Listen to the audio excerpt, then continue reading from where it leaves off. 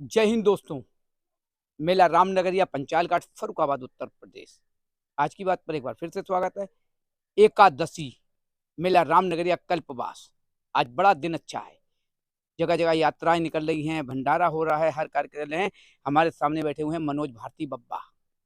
बब्बा नाम क्यों रखा जाता है कि हमारे परिवार में सबसे बड़ा जो होता है उसे हम बब्बा भी कहते हैं, दादा भी कहते हैं, सब कुछ करते हैं, लेकिन वही परिवार देखता है। और अगर बड़ा बुजुर्ग नहीं है तो बस वो परिवार बिल्कुल छिन्न भिन्न हो जाता है। कोई संदेश देने वाला, कोई ज्ञान देने वाला, कोई भजन करने वाला रह ही नहीं जाता है। नया युग आ चुका है। आइए मनोज भारती जी से बात करना चाहता हूँ। आज एकादशी पे हम बच्चों को, कल वासियों को, देशवासियों को क्या संदेश देंगे सर? एकादशी व्रत सबसे बड़ा व्रत है। जी एकादशी का व्रत को सबसे बड़ा विष्णु भगवान का व्रत है। जी साल में एकादशी के व्रत आते हैं। अगर कोई व्यक्ति प्रत्येक एकादशी का व्रत नहीं कर सकता तो वो भीमसेनी एक एकादशी का व्रत कर लेता है, तो उसे पूरे व्रतों का साल भर का फल भीमसेनी। प्राप्त होता है। भीमसेनी एक व्रत, इसका मतलब थोड़ा उदाहरण समझाएंगे? भीमसेनी एकादशी व्रत, जैसे किसी ने अगर एकादशी व्रत नहीं कर पा रहा है पूरे साल का, तो वो एक बार भीमसेनी एकादशी का व्रत करेगा, उसके पूरे व्रतों का उसे फल एकादशी का प्राप्त किस होगा। महीने में ये भीमसेनी एकादशी पड़ती है, ये जो आज है? भीमसेनी एकादशी जो है, भीमसेनी एकादशी का महत्व होता है जो से सर्दियों में आती है। जी भीमसेनी एकादशी सर्दी में एक ही बार साल में पड़ती है। तो पांडवों के उस समय में पड़ी थी, तब भीमसेनी एकादशी का ही व्रत किया था। तो उसका महत्व बताया था कि जो भी व्रत नहीं कर पाता तो वो एक भीमसेनी एकादशी करे, उसको व्रत का फल प्राप्त होता है। एकादशी के दिन चावल नहीं खाना चाहिए। एकादशी के दिन कोई अन्न नहीं, अन्न को भी त्याग है। एकादशी के दिन फलाहार किया जाता है, फलाहार बांटा जाता है। एकादशी के दिन कथा भगवान विष्णु की कथा की जाती है। जिसके पास कोई हृदय आदि स्तोत्र करता है, विष्णु सहस्त्र नाम करता है, रामायण करता है, अपनी पूरी तरीके से वो साधना करता है। इसके बाद उसे दूसरे दिन प्रदोष के दिन उसे व्रत खोलना चाहिए।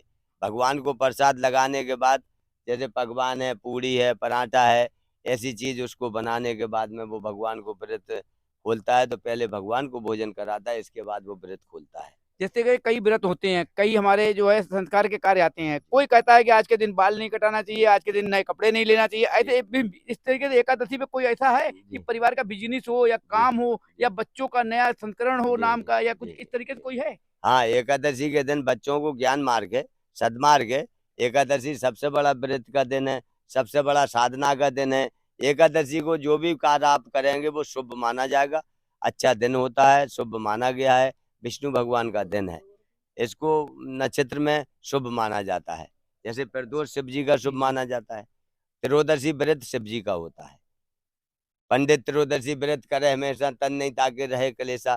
त्रोदशी का व्रत शिव जी का है, चौदश का व्रत शिव जी का है, और ये एकादशी का व्रत जो भगवान विष्णु का है, कृष्ण का है, राम का है। कपड़े का तो कोई जो है वो नहीं है?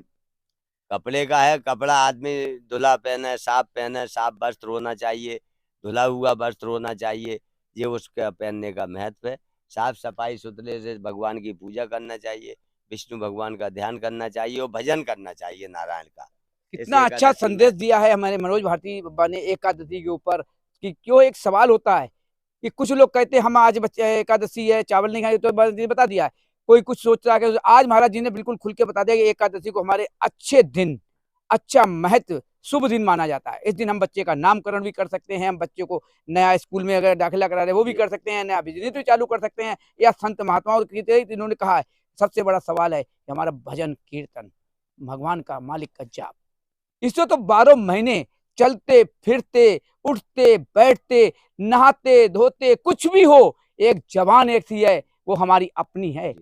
कांटों के बीच, दांतों के बीच जवान है। इससे तो तुम बहुत अच्छे बोल्ड भी बोल सकते हो, और इसी से कड़वे बोल से किसी का सत्यानाश भी हो जाता है। तो किसी को इस बोल इस तरीके से दिल में चला जाता है कि वो कहीं का नहीं रहता है। तो सवाल है उस जवान से हमेशा एक ऊपर से, चाहे जिसे मानो, अल्लाह को मानो, भगवान को मानो, ईश्वर को मानो, मालिक को मानो, बस उसका जाप अपने चलते फिरते लेते रहोगे तो अपने आप कर्म करते चले जाएंगे। सवाल होता है कि सबसे बड़ा कर्म साथ जाता है। पूजा पाठ भंडारा करे हमने लाख हजार, खवाया सबको, लेकिन बाप को भेज दिया कहाँ पे? वृद्धाश्रम में। माँ को भेज दिया वृद्धाश्रम में, या पड़ोसी खिला रहा है, मौत हो रही है तो पड़ोसी लेके जा रहे हैं। तो सवाल ये है, अगर कर्म करना है तो जवान से मालिक का जाप करो, कर्म अच्छे करो, पूजा पाठ भंडारे लाख कर लो, कोई काम नहीं आना, काम आना है कर्म। इसके बाद सुबह 7 के साथ रविंद्र भदौरिया, जय हिंद जय भारत।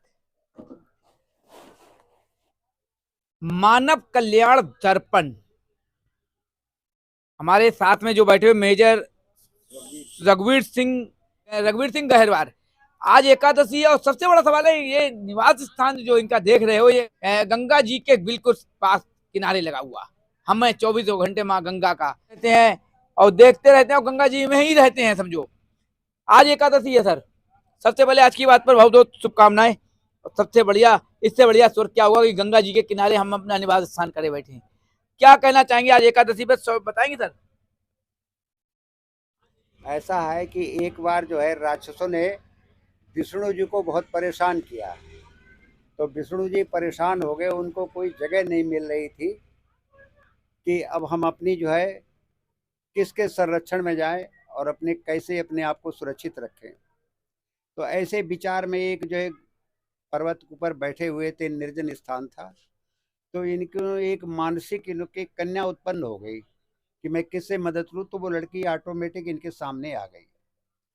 तो वो राक्षस इनको ललकार रहे थे और ये बहुत भयभीत थे। तो इन्होंने कहा, उसकी पुत्री ने, विष्णु की पुत्री की, पिताजी आप क्यों भयभीत हैं, क्या बात है, आप बताओ। कहा कि आप कौन है? कहा कि मैं जो हूँ आपकी पुत्री हूँ। कहा कि मैं आपकी क्या सेवा कर सकती हूँ जी। तो उसने कहा कि देखो ये राक्षस हैं, मुझे परेशान किए हुए हैं, मैं इनका मुकाबला नहीं कर सकता। तो कहा कि चिंता मत करिए, मैं अभी इन राक्षसों का संहार करती हूँ। तो वो एक ऊंचे पर्वत पे जाके अट्टहास करने लगी और इतना जोर से उसने अट्टहास किया कि उसने अकेले सब राक्षसों को मार दिया। जब मार के वो वापस आई तो विष्णु भगवान से कहा कि आप जो है पिताजी अब निश्चिंत हो जाइए, अब राक्षस जो है नहीं रहे, मैंने सबका संहार कर दिया।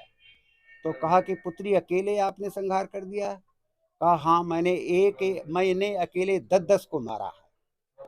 तो उन्होंने कहा पुत्री धन्यवाद है, आज से मैं तुम्हारा नाम एकादशी रखता हूँ कि एक ने जो है 10-10 को मारा। बेटी, एकादशी जो मृत्युलोक में जो मानी जाती है, पूजनीय होती है, उस दिन जो तुम्हारा कोई व्रत करेगा, पूजा करेगा, उसको कोई संसारिक कष्ट नहीं होगा। और वो लगातार अगर हमारी एकादशी को तुम्हारी पूजा करता रहेगा तो वो स्वर्गधाम को प्राप्त होगा और मुझे प्राप्त हो जाएगा। इसलिए तुम सदैव ही अजर अमर रहोगी, तुम्हारी कीर्ति मृत्युलोक में चारों तरफ फैलेगी। तो इसलिए एकादशी का व्रत जो है हमारे मृत्युलोक में सभी पुरुष स्त्रियां करते हैं और उस दिन जो है अन्न का ग्रहण नहीं करते। जो प्रकृति के द्वारा जो फल फलारी जो जंगलों में प्राप्त होती है उसको उसने जो है ग्रहण किया और वही उसने सारे संसार में लागू किया। कितना अच्छा एकादशी विष्णु के, भगवान की जय।